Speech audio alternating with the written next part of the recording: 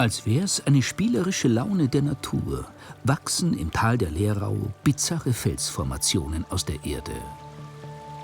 Im Boden wurde der Granit von Wasserläufen und Frost modelliert und durch Verwitterung schließlich freigelegt. Die Lehrau ist nur rund 10 Kilometer lang. Aber der kleine Fluss birgt einige Geheimnisse.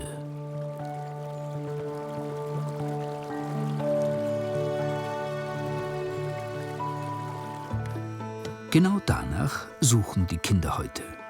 Sie kommen aus dem Ort Leuchtenberg, der über der Lehrau liegt. Es sind Ferien. Der Oberpfälzer Waldverein hat sie zum Goldwaschen eingeladen. Hat Theresa und die anderen das Goldfieber schon gepackt? Ist man da gespannt? Ja, eigentlich schon, aber man weiß ja nicht, ob man was findet oder nicht. Angeleitet werden sie von Karl Ochantl. Er ist passionierter Goldwäscher und Edelsteinsammler.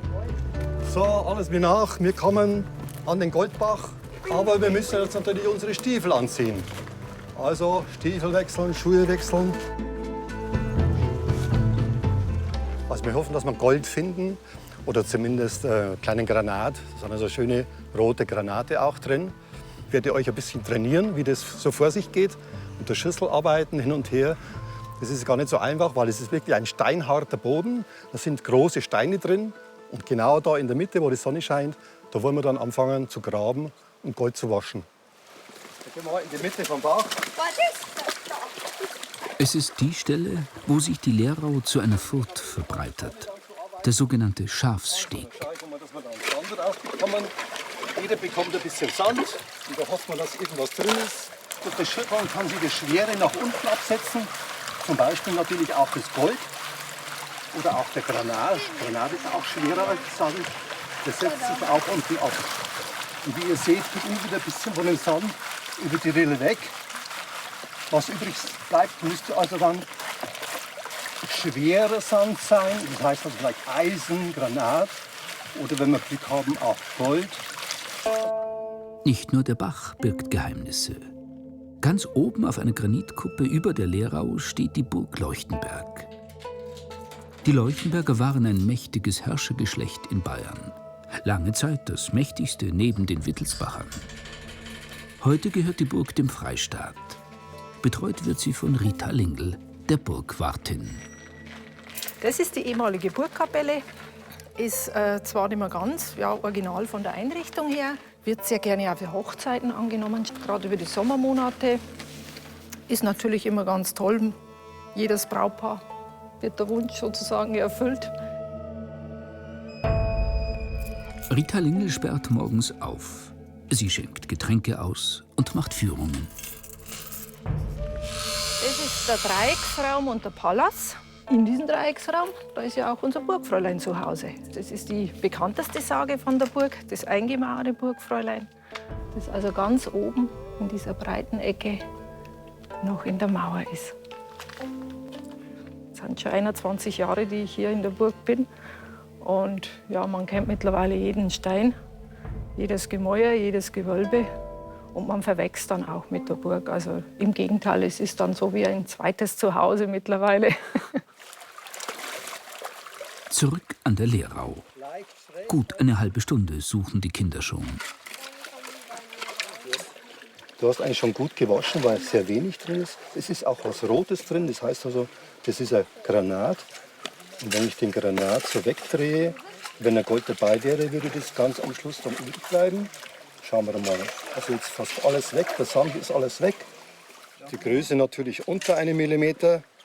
Ich würde jetzt mal schätzen 0,3 mm vielleicht. Aber das ist so die typische Größe, was man hier in den Oberpfälzer Bächen dann auch finden kann. Also beide Röhrchen sind jetzt mit Gold aus dieser Lehrau. Ja. Also ich würde jetzt mal sagen, dass das mindestens 5 volle Tage Arbeit sind. Und was haben die anderen Schatzsucher gefunden?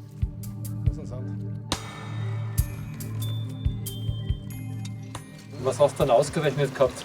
Dass ich wenigstens irgendwas finde. Du hast Steine und Sand gefunden. Ja, das ist nichts. Da sind 2 große drin und da sind ein paar kleine drin. 2 Granaten hast du gefunden. Bist du stolz? Aber Xbox ist nicht, oder? Nee. 2, 3 Euro, glaube ich. 2 Euro. Oh, ja. Aber ich verkaufe nicht. Ich hebe es auf als Erinnerung. Am höchsten Punkt über der Lehrau treffen wir Mathilde Müllner. Eine Frau, die dafür kämpft, Naturdenkmäler zu erhalten. Also ich bin jetzt hier am Naturdenkmal Steinach, Heller Stein, und mein Weg führt jetzt direkt hoch zur Kuppe, und da steht also eine ganz bemerkenswerte Linde, und diese Linde gibt also für mich sehr viele Geheimnisse, Rätsel auf, einfach aufgrund ihrer Wuchsform und aufgrund ihres Habitus. Ursprünglich dachte ich, das wäre hier ein Felsen, aber das ist hier alles schon Lindenholz. Wenn man hier draufklopft, das heißt also, die Linde hat sich hier wie so eine Art Konsole geschaffen, und dann gehen hier die Wurzelausläufer entlang. Und erst aus dieser Konsole, wenn man hier das ein bisschen wegräumt, also die jungen Austriebe, erst aus dieser Konsole raus geht es hier über dann direkt in den schmäleren Stamm. Diese Knollen oder diese Boller hier, das ist eigentlich eine typische Ausbildung von Knospensucht, ein besonderes Zeichen der Linde. Und vor allen Dingen, sie kann hier, falls mal was mit der ganzen Krone oder mit dem Baum passiert, wieder hier austreiben. Das ist das Geheimnis, um 1000 Jahre alt zu werden.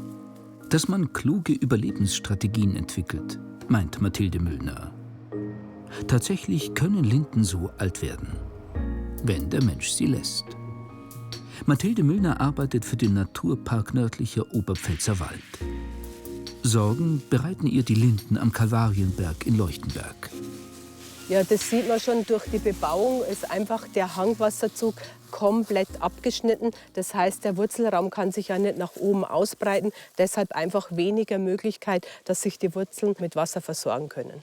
Bei so einer Hitze bedeutet das natürlich erheblichen Stress, und das kann man auch ganz gut im Kronenbild einfach wiederfinden, und vor allen Dingen halt dann natürlich also auch diese dicke Laubbedeckung. Wir haben also hier schon fast 10 cm Laub, und das ist jetzt Ende August.